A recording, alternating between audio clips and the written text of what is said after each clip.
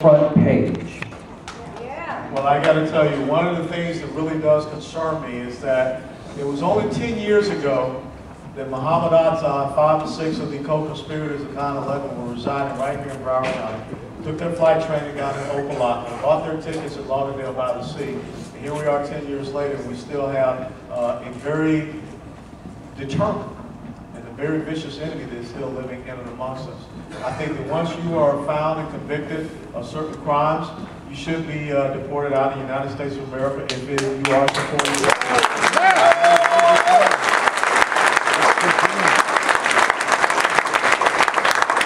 One of the problems that we have in this country is that political correctness will end up killing us.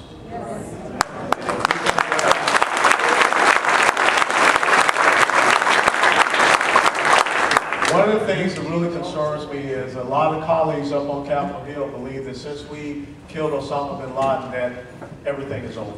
Far from over. And so we have really got to be focused on the fact that I hear a lot of people saying we cut the head off a snake. What happened is that you're dealing with a multi-headed hydra.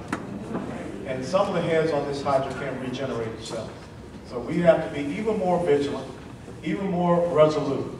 But I will tell you this, having been overseas into those combat zones, I think we've been fighting the wrong way. I think that the most important thing is to get away from nation building and occupation style warfare.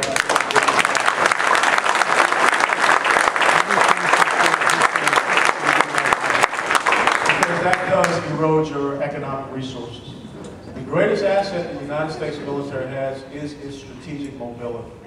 And, if people believe that the way that the United States military should be, 10 to 12 man groups like Navy SEALs and Special Forces running around all over the world, that's not the way either. What we have to do is look at how do we build up our maritime forces? How do we launch our forces from over the horizon? How do we develop our forces in an airborne, air assault type of forces? It's not about having large tank formations anymore. I'm not doing anything to prevent don't ask, don't tell. The thing that I'm doing is, look, the decision has been made, and the military has saluted the flag, and they're going to execute it. Now, one of the amendments that came up during the markup was that we felt that it was important for the service chiefs to be the ones that report back that these programs have been implemented in and that there is no disruption to the training and the preparation or for units that are deployed into combat. Some people did not understand that, so I had to explain to them that it's the service chief's responsibility to provide trained and ready and equipped forces to the combatant commanders. So that's the only thing. Let's see what happens.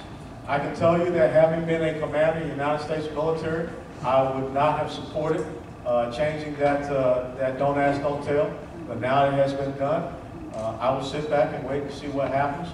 But also remember that I do have a lot of friends, to include a nephew, that is in the military, and I do hear some of their concerns. Well, I'll make my assessment after I see how far down the road we go.